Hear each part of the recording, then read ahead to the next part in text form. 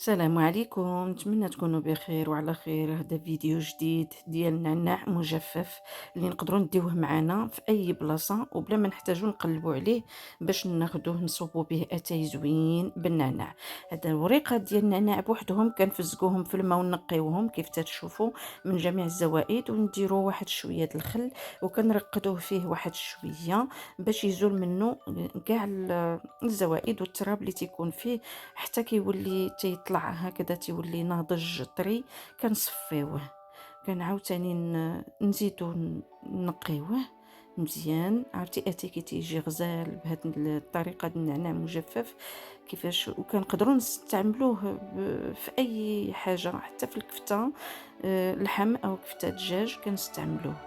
كنصفيوه التصفيه الاولى ديال الماء تيخرج يعني فيه التراب، والمره الثانيه كنديروا فيه الماء نقي وكنصفيوه، وكنعاوتاني نخليوه ينشف شويه في الصفايه، وكنديروه في منيدل يكون نقيقي. كنشفوه مزيان من الماء وكنديروه فين كنديروه عال المهل في الفران، تيكون سخيخن غير واحد شويه ماشي سخون بزاف.